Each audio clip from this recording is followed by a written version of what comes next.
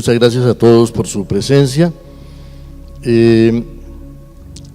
Sí, yo diría que Benedicto y Rafaela eran mis bisabuelos. Yo no los conocí, solo los conocí por los relatos y las leyendas que había en la familia y que yo escuché desde mi infancia. Así que este es un libro que yo desde hace mucho tiempo sabía que iba a escribir y que tenía que escribir, pero aunque yo sentía el deseo de escribirlo, no sentía la necesidad de hacerlo, y entonces siempre lo dejaba un poco para después, pero va llegando el día en que empiezan a desaparecer unos seres y unas voces queridas y cada vez se va haciendo más necesario entonces volverse sobre la memoria y recuperar esas cosas perdidas. Ellos formaron parte de las oleadas de la colonización antioqueña que salieron a finales del siglo XIX o en la segunda mitad del siglo XIX a poblar estas selvas de la cordillera central, que habían sido selvas inhabitadas durante 3 siglos, desde cuando pasaron los conquistadores españoles arrasando con las poblaciones indígenas del territorio. Aquí las familias crecían mucho, eran muy numerosas, y los muchachos sabían que aunque podían ayudar en las faenas del campo, la parcelita no se podía repartir entre 15 hijos ni entre 100 nietos, entonces había que irse a buscar tierra, y así avanzaron esas oleadas de colonización en el siglo XIX que ocuparon toda la parte de lo que ahora son los departamentos de Caldas, Risaralda, Quindío, y en el caso de mis bisabuelos, el norte del Tolima. Digamos que eran una pareja de jóvenes más entre tantos colonos que iban avanzando por esas montañas, escuchando como el clamor de que como se había dado la independencia, porque eso comenzó casi que en las primeras décadas del siglo XIX, ellos llegaron al final del siglo, pero desde el comienzo del siglo se había empezado a dar ese avance hacia el sur, porque la gente se dijo, bueno, si ya tenemos un país y ya somos dueños del país, vamos a tomar posesión de él. No sabían que todo tenía dueño y ahí empezó otra historia. Sí, bueno, aquí hay, yo diría que por lo menos 2 o 3 historias que se cruzan, que son apenas 2 o 3 momentos distintos por un mismo territorio. El de mis bisabuelos hace 130 años, otro que fue el viaje por ese mismo territorio que yo hice en mi infancia, hace 50 años, y lo otro es el viaje que yo hago hoy recuperando la memoria de todas esas cosas, un viaje que hice a la selva de Florencia. Todavía hay una región en la cordillera central que se llama selva, pero esto era una selva, todo el país entero era una selva hace 2 siglos. Algunos reductos de esa selva quedan todavía, y la selva de Florencia, que queda junto al municipio de Samaná en Caldas. Pero es un parque natural, ¿cierto? Sí, todavía se llama Selva de Florencia y es un sitio maravilloso que está intacto, uno de los pocos sitios que están intactos, digamos, en su naturaleza. Entonces yo hice un viaje hace un par de años a la Selva de Florencia y ese viaje me hizo pasar por las tierras que fueron de mis bisabuelos y de mis abuelos y en las que yo también pasé mi infancia.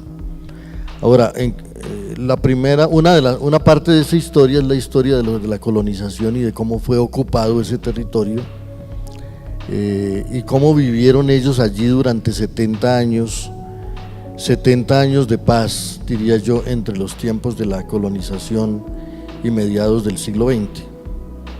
Un segundo momento es cuando ese mundo campesino fue destruido por la violencia política de los años 50, que es el que corresponde a mi infancia.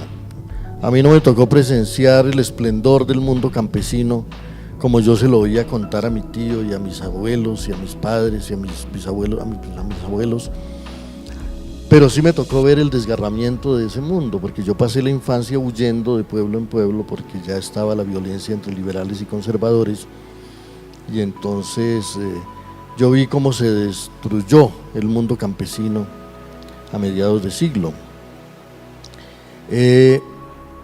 Y entonces, digamos que al azar y al antojo de la memoria, voy reconstruyendo episodios de lo que fue ese largo tiempo de paz, y también hay que pasar por el umbral de esa violencia terrible que yo sí viví y que los despojó a ellos de todo. Bueno, yo recuerdo haber pasado mi infancia y mi adolescencia mirando esos cañones y mirando esa tierra y preguntándome qué había habido antes, ¿no? Y tal vez me he pasado la vida y sobre todo mi vida de escritor tratando de responder esa pregunta, porque dediqué 15 años de mi vida a escribir sobre la conquista para tratar de entender cómo fue que se dio la ocupación de este territorio, la población del territorio. Y en realidad la mayor parte de mis preguntas sobre Colombia, sobre América Latina, sobre nuestro puesto en el mundo contemporáneo, sobre lo que está pasando hoy en el mundo, vuelven a esa pregunta por cómo habitábamos antes en la naturaleza y qué es lo que hace que cada vez estemos más alejados de ella, no solamente dándole la espalda, sino algo más terrible, destruyéndola. Entonces para mí es muy importante, no solo en términos emocionales y sentimentales, el recuerdo de este mundo campesino y el recuerdo de esa gente que yo conocí y que sabía vivir en paz y con unos extraordinarios valores humanos, porque era un mundo lleno de hospitalidad, era un mundo lleno de alegría, de música, de canciones, de relatos, con una riqueza verbal extraordinaria. Yo le oía a mis tíos, sobre todo a mi tío Liborio, que murió en Medellín hace un año, 2 años, contar las historias del mundo campesino, y yo decía, ¿por qué se ha hablado tan mal del mundo campesino? ¿Por qué se lo ha calumniado tanto? Y he terminado comprendiendo que esa violencia que vivió Colombia a mediados del siglo XX no fue tan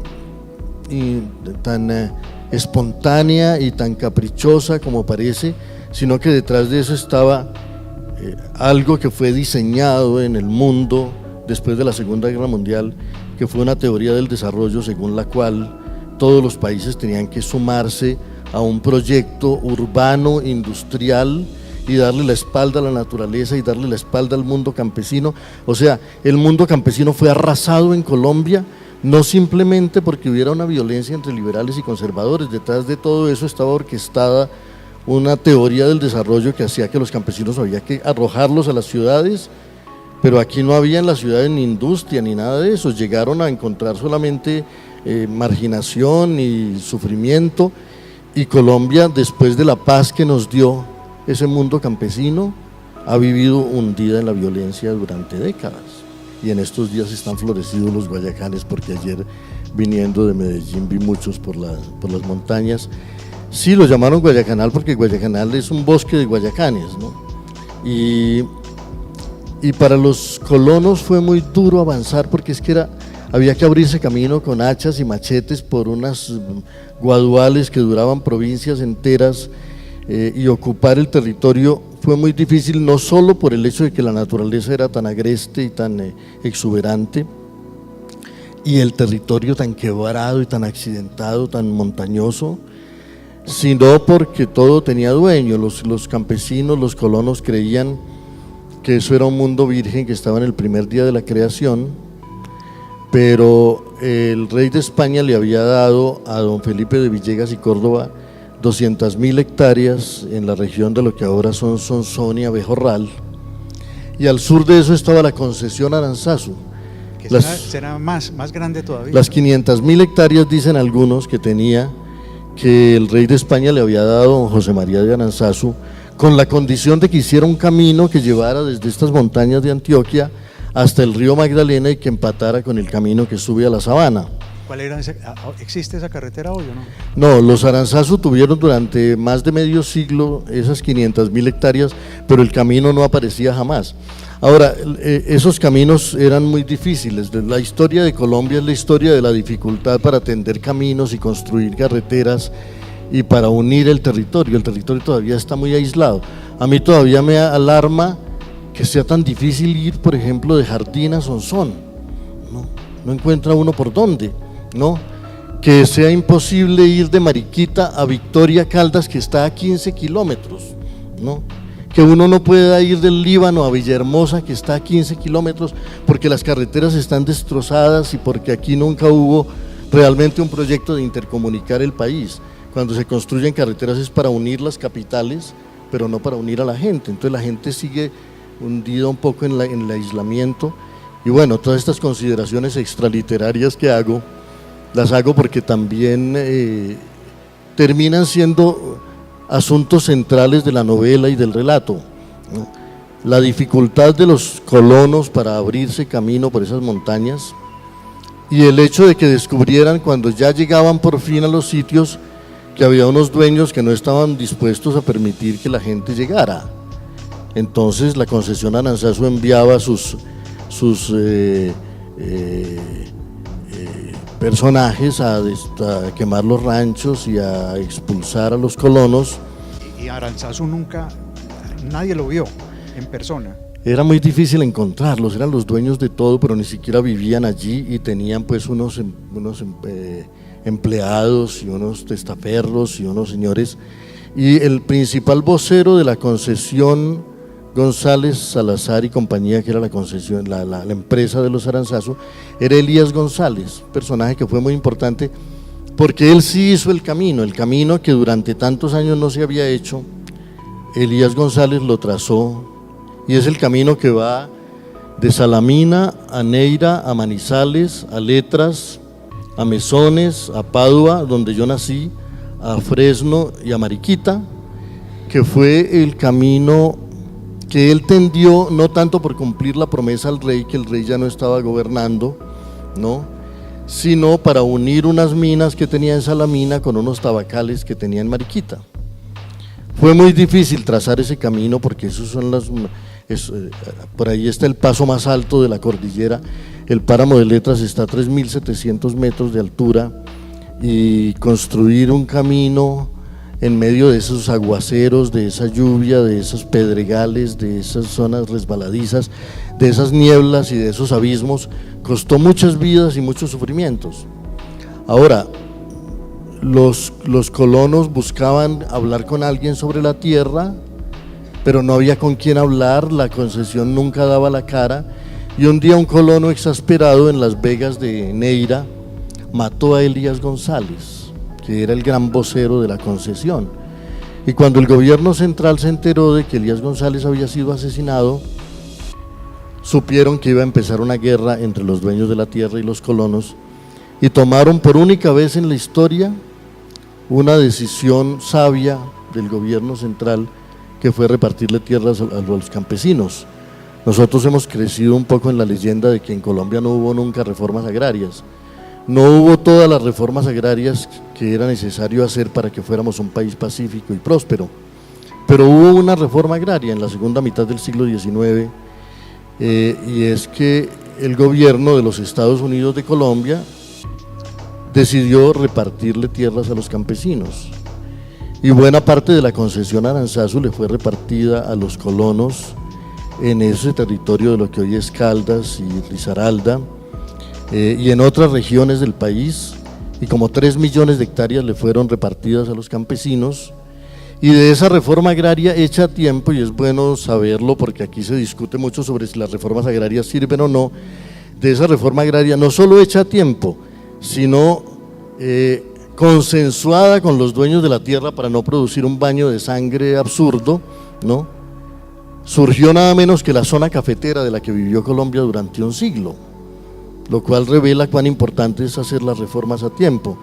Entonces esa tierra le fue repartida a los campesinos, ellos iban solamente buscando sembrar las cosas del consumo cotidiano, la caña y el frijol, pero muy pronto descubrieron que la tierra era óptima para el cultivo del café, porque las erupciones volcánicas durante millones de años habían bañado de ceniza el territorio y habían vuelto esas tierras muy fértiles, y entonces la cosecha cafetera se extendió por el territorio y creció de tal manera que en un solo año, a finales de siglo, la cosecha pasó de 60.000 sacos a 600.000 sacos de café. Y ahí la gran dificultad era cómo sacar ese café, que no era para el consumo interno, sino para el mercado mundial, cómo sacarlo de esas montañas, y entonces el debate sobre los caminos se hizo cada vez más importante, y por el camino que había construido o trazado Elías González, 10.000 bueyes bajaban la cosecha cafetera desde Manizales hasta Mariquita. Pero es exageración, 10.000. No, 10.000 bueyes más las recuas de mulas, que no eran pocas, que bajaban el café y subían la mercancía que generalmente venía de Inglaterra. Por el cable después. Y después eso fue reemplazado por el cable aéreo en los años 20, que los ingenieros ingleses que venían buscando las minas de oro y que acompañaron todo ese proceso de colonización, decidieron hacer un cable aéreo que fue en su tiempo el cable aéreo más largo del mundo, entre Mariquita y Manizales, que redujo de 10 días a 10 horas el tiempo que tardaba la cosecha cafetera en bajar. Bueno, mis bisabuelos compraron, porque a ellos ya no les alcanzó el reparto de tierras, cuando ellos llegaron ya la tierra estaba repartida, compraron un pedazo de abismo, ¿no? Una ladera en el cañón del Guarinó. Pero yo nunca supe a quién le compraron. Era alguien. Yo tampoco lo supe nunca. Yo digo en la novela que debió ser al diablo mismo, porque en realidad no se sabía quién era el dueño de esa tierra, ¿no? Pero mi bisabuelo Benedicto, que era muy pobre como todos estos colonos antioqueños que iban hacia allá buscando un pedacito de tierra para vivir,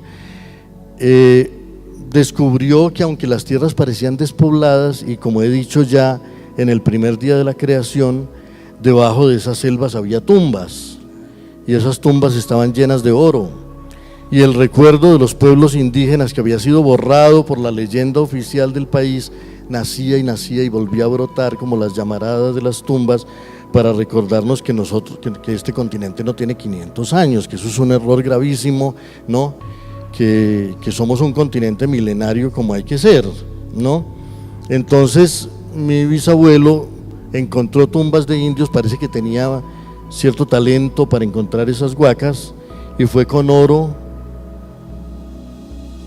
el oro de los indios que compró la tierra de los indios. Bueno, ella para mí es un personaje entrañable. Yo no la conocí nunca, ella murió un año antes de que yo naciera. Pero perdón, ¿había fotos en tu casa de ella, estas fotografías? Sí, en los álbumes de mis tíos abuelos y de mis abuelos. Yo después me puse a rastrear, a buscar esas fotos, un poco para encontrarme con los rostros y con los personajes cuando estaba escribiendo la novela, pero también en algún momento me enamoré de las fotografías y le pedí a los editores que incluyeran algunas fotografías en el libro, porque me parecía importante por el sabor que dan, no solamente de los rostros, sino de la época, ¿no? de ese mundo. Y además en esos tiempos eran tan pocas las fotografías que cada una es preciosa. Ahora abundan tanto que ya ni las volvemos a mirar, ¿no?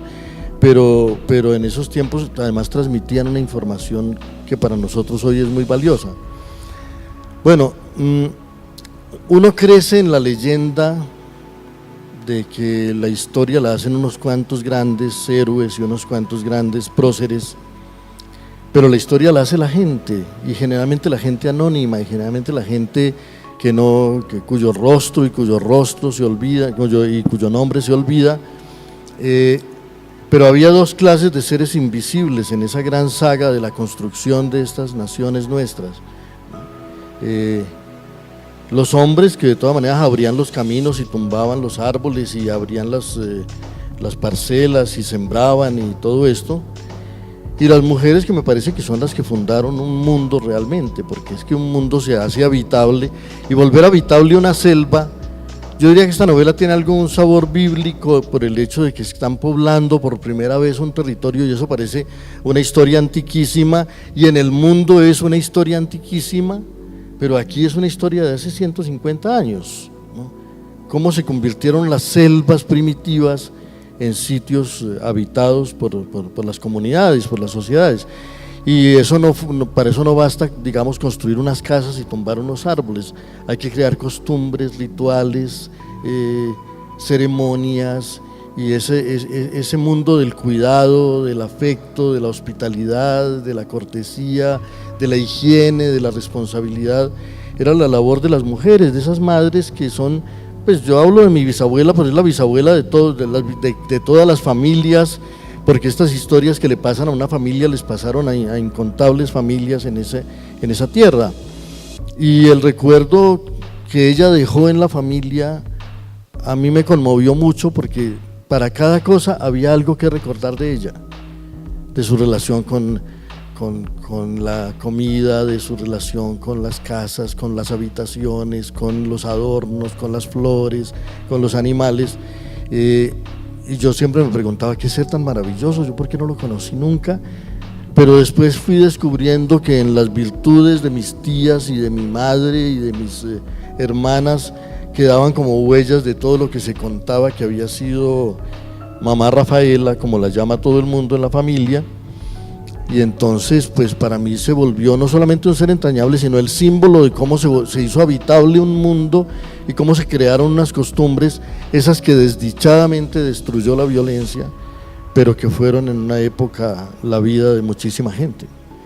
Sí, bueno, en mi familia siempre hubo un muerto grande. El muerto de la historia de la familia era mi tío abuelo Santiago Buitrago, porque había sido asesinado a machetazos en 1939, ¿no? En una casa de Guayacanal, allá en esas montañas.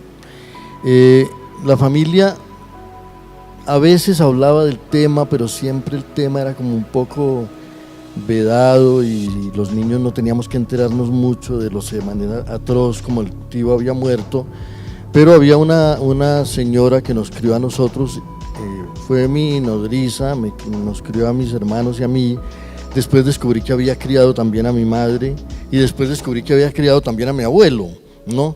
O sea, cuando murió tenía 100 años y en realidad había sido, a mí ya me parece más un personaje de cuento de hadas que de la realidad, porque crió varias generaciones y porque se sabía todas las historias de la familia y las contaba con esa naturalidad y con esa facilidad con que uno cuenta lo que no tiene que estar ocultando porque se siente demasiado pertenecer a la familia. Josefina era una amiga muy cercana de mi bisabuela, y si mi bisabuela murió temprano relativamente, Josefina se acompañó el resto del tiempo a la familia y con ella las historias. Y cuando yo tenía 13 años, a mí Josefina me lo contó todo, ¿no? Entonces yo me preguntaba por qué Josefina me contaba a mí tantas cosas, ¿no? Y después descubrí que era un acto de colaboración, es que uno le cuenta cosas al que las quiere oír, y yo era el que quería oírlas, entonces yo estaba ahí todo el tiempo listo a escuchar todo lo que Josefina contaba. Y un día Josefina me contó cómo había muerto Santiago Buitrago y descubrí que ella no solamente había oído con la historia, sino que había sido testigo. Y no solo había sido testigo, sino de alguna manera protagonista de los hechos, porque cuando él llegó a visitarla en su casa un mediodía, después de recorrer las montañas, ella lo oyó llegar, pero no lo vio llegar a la cocina, y oyó un disparo. Entonces ella cogió un arma que había allí, un cuchillo que había sido machete alguna vez, como suele pasar en las cocinas del campo, ¿no? Y entonces se fue a ver qué pasaba, porque tenía una hija que acababa de dar a luz un bebé y que estaba en uno de los cuartos de la casa. Y cuando entró a la habitación, vio a un hombre asesinando a machete a Santiago contra la cama. Pero ya le había dado un tiro. Y ya le había dado un tiro primero y la hija estaba acorralada contra una pared con el bebé en los brazos, ¿no? Y ella me contó cómo había sido todo y además cómo ella había reaccionado, que es exactamente el contrario de cómo habría reaccionado yo. Yo creo que yo habría salido corriendo, pero ella cogió su cuchillo y se abalanzó contra el hombre que estaba macheteando a Santiago y alcanzó a cercenarle un pedazo de oreja antes de que él se volviera y le diera unos machetazos que no la mataron porque fue de muy cerca, entonces como que apenas alcanzaron a herirla. Bueno, esa historia ella me la contó muy vívidamente cuando yo tenía 13 años y a mí esa historia me acompañó toda la vida y por supuesto que yo tenía que contarla allí, ¿no? Porque fue un crimen, pero un crimen distinto a la violencia que vino después. Eran esas historias, yo diría que esa violencia que también hay en los tiempos de paz, porque es la herencia bíblica de la humanidad, de las venganzas y de las traiciones y de los crímenes pasionales y todo eso, pero fue muy, muy cruenta, pero fue el único muerto y el único hecho así de esas dimensiones violentas en una historia de 70 años. Y causó conmoción en la familia y dejó una herida eterna en la familia precisamente por su excepcionalidad. Mientras que después, cuando llegó la violencia, y todavía vivimos en ello, Ya las muertes no causan ni siquiera tanta conmoción porque una borra a la otra sin cesar, y eso es realmente la falta de paz, es que un hecho tan doloroso como ese ya no se sienta. Yo alcancé a nacer en esa época en la que en Padua había una palabra prohibida, que era la palabra guarumo. Tanto la iglesia como el Estado habían prohibido que se pronunciara esa palabra. Para mí era un hecho muy inquietante que no se pudiera decir guarumo, y después supe que era que el pueblo se llamaba Guarumo originalmente, y hasta que el cura decidió que no se podía llamar así, y creo que le atribuía un poco mágicamente, magia homeopática llama eso el de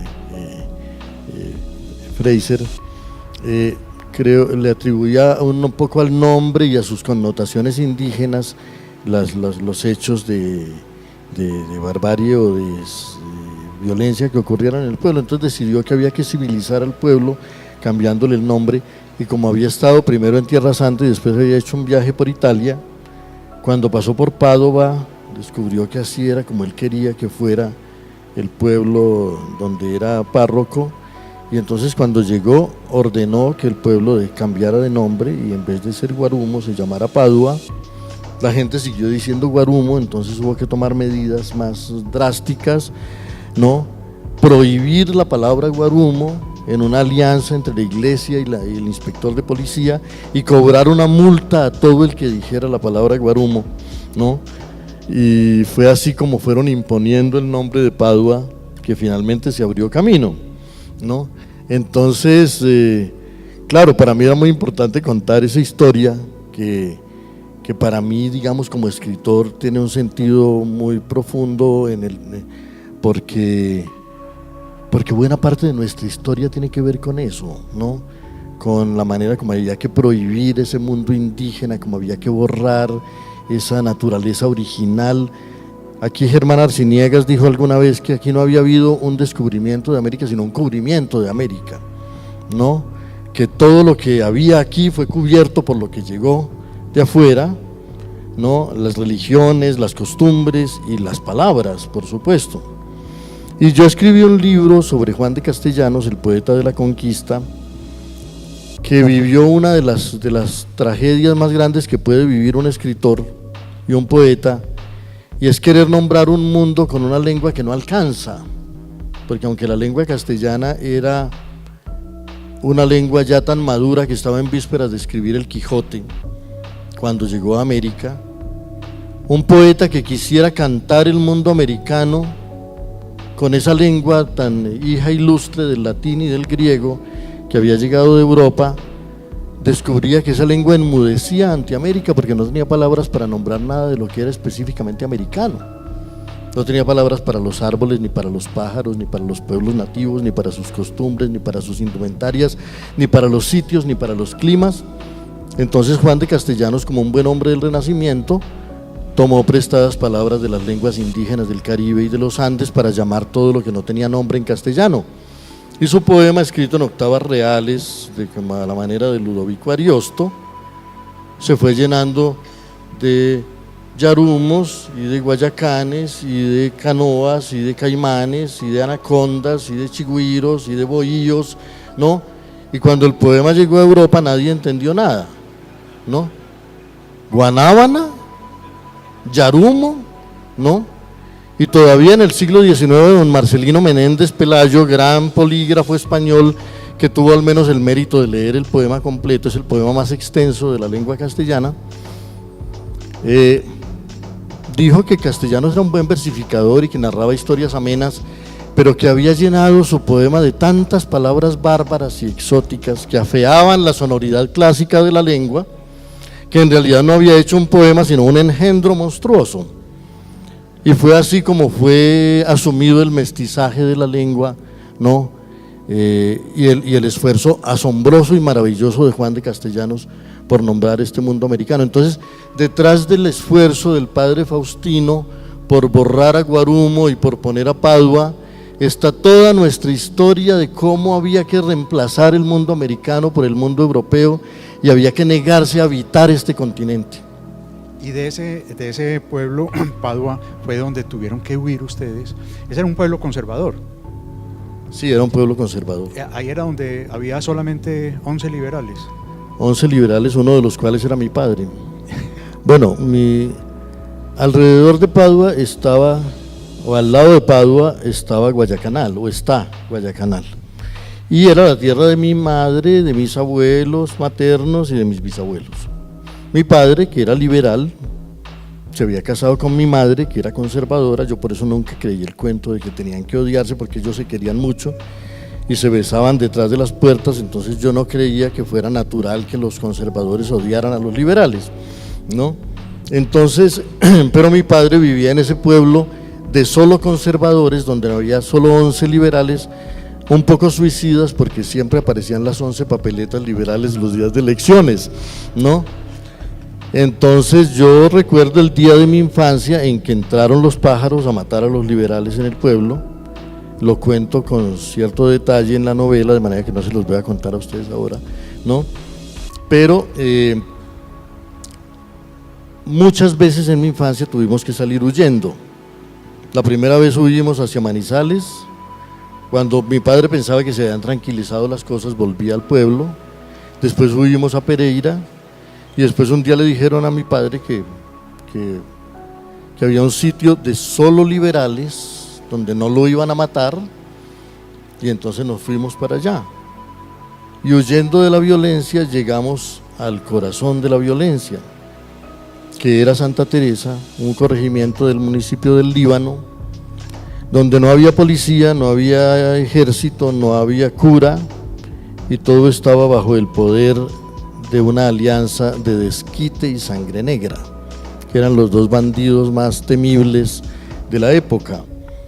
Entonces, pues yo digo que creíamos estar huyendo de la violencia, pero en realidad avanzábamos como avanza el conejo hacia las fauces de la serpiente. Y bueno, sí, allí pasaron muchas cosas. Es que ahora, cuando estábamos desayunando, Juan Diego me dijo: ¿tú oías música todo el día? ¿No? En mi infancia, digo.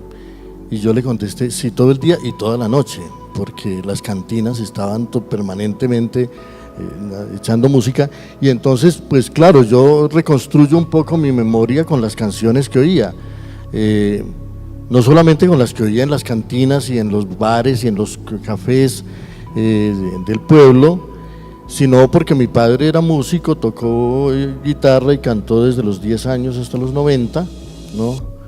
Ahí están Luis Ángel y María Eugenia, que pueden dar testimonio. Y entonces yo crecí oyendo música. Mi papá se sabía todas las canciones del cancionero latinoamericano, y a mí, cuando a veces me preguntan qué libros influyeron más en mi vocación como escritor, yo digo que no fueron los libros, sino las canciones y los cuentos que me contaron en mi infancia, para volver a la historia de Santa Teresa. Y siento que a través… Hay un contador de historias ahí, Ruperto. Sí, don Ruperto Beltrán. Y entonces a mí digamos que me orientaron o me atrajeron hacia la literatura más las canciones y los cuentos y los relatos orales que los libros. Los libros llegaron después a confirmarme esa vocación. Pero además los campesinos eran excelentes narradores, ¿no? Me acuerdo que Estanislao Zuleta decía que antes a una persona se le preguntaba cómo fue el paseo y contaba una historia que duraba 1 hora, ¿no? Y que en estos tiempos uno le preguntaba a un muchacho cómo fue el paseo y decía: chévere, ¿no? Aquí había un arte narrativo extraordinario, una expresividad, una riqueza verbal. Y ese mundo campesino, que fue calumniado como un mundo iletrado y como un mundo rudimentario, era un mundo riquísimo en su lenguaje. Basta ver la obra de Tomás Carrasquilla para ver la extraordinaria riqueza del lenguaje con la que se puede describir ese mundo campesino, inspirándose en la manera de hablar de la gente, ¿no? Y que nos ilustra tanto sobre la creciente indigencia verbal de nuestra cultura. Entonces yo crecí oyendo historias y relatos y todo eso, y en esta novela hago un esfuerzo por rendirle un homenaje a ese mundo oral. Este es un libro que trata de apartarse de las meras influencias librescas y de la tradición literaria, digamos,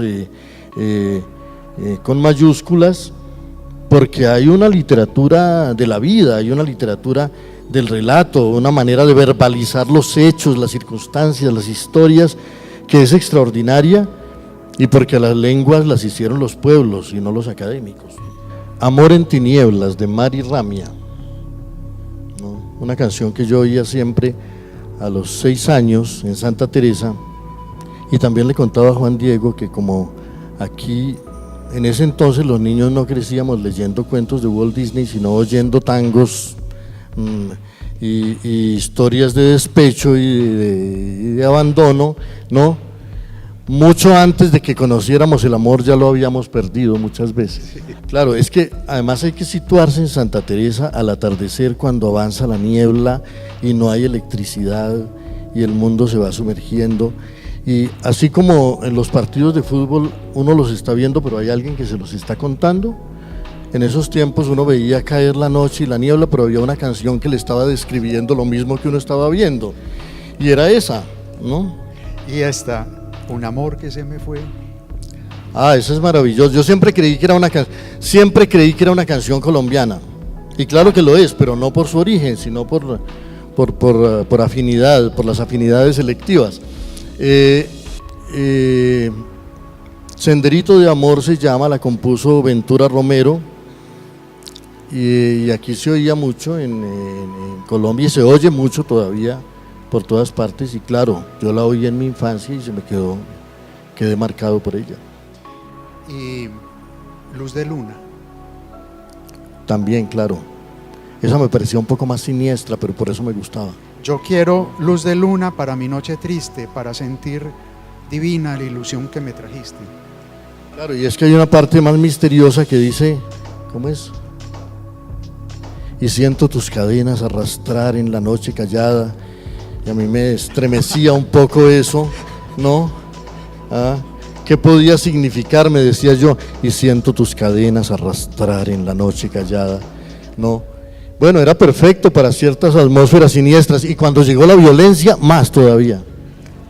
Óscar Agudelo, así es, él era de mi pueblo natal, él nació en Herbeo también, vivió en Padua, fue compañero de adolescencia de mi padre, cantaban juntos, ¿no? Yo tengo una fotografía de ellos dos cuando tenían un dueto que se llamaba Alma Colombiana, pero no la encontré cuando iba a publicar el libro, en la segunda edición la publico, ¿no? Porque me conmovió mucho verlos tan jóvenes y con sus guitarras, y claro, él un día se tuvo que ir del pueblo, no sé por qué razón, lo trataron mal en el pueblo y se fue, y ese maltrato que le hicieron en el pueblo fue muy bueno porque lo lanzó a la fama, le permitió irse y buscar otros horizontes, y algunas canciones que Gardel intentó hacer populares, como Rosas de Otoño, Gardel la canta, y yo creo que aquí en Colombia casi nadie ha oído la versión de Gardel, pero nadie desconoce la canción de Óscar Agudelo, Rosas de Otoño. No se las canto porque no me he tomado ni un whisky, aquí no dan sino agua, ¿no? Pero seguramente esta noche en alguna cantina la podemos cantar. Víctor tiene el encargo de ponerlo a cantar. Víctor, estás encargado. Y otra que a mí me gusta mucho, y me gustó mucho desde niño, que se llama Cuando miran tus ojos. Es un tango que compuso Cadícamo. Cadícamo es el gran compositor de tangos, digamos, complejos, de letra compleja, del cancionero argentino, y que lo cantó Charlo en el año 34. Tampoco logró Charlo en Argentina popularizar ese tango, pero aquí no había campesino, yo no sé si ahora todavía, pero no había campesino que no se lo supiera, ¿no? Tus ojos se han quedado grabados en los míos, tu dulce brujería, toda esa historia, y esa canción pues la canta inmejorablemente Óscar Agudelo, como Rosas de Otoño y como tantas otras canciones, y bueno, por ahí anda todavía Óscar Agudelo, a veces da conciertos incluso. Muchas gracias, muchas gracias. soy campesino al igual que sus abuelos y bisabuelos. Quiero preguntarle, ¿no se siente dolor de patria al darnos a conocer que ser campesino solamente tiene la esperanza de ganarse una lotería o encontrar una huaca? Y que solamente el hecho de ser campesino tiene que pagar con sangre el hecho de serlo y de pronto de ser líder. Es como la esperanza que tenemos los campesinos colombianos. ¿No es doloroso? Sí, señor, yo creo que por eso escribí este libro. Me hace recordar usted no solamente que mi bisabuelo solo pudo conseguir la tierrita en la que vivió él con toda su familia, con las huacas que había encontrado por el camino de la colonización, sino que mi abuelo se pasó la vida entera comprando lotería y como lo cuento en algún momento de la novela, guardando los billetes con los que no había ganado, ¿no? Como si todavía no se pudiera desprender de la ilusión. Gracias, gracias.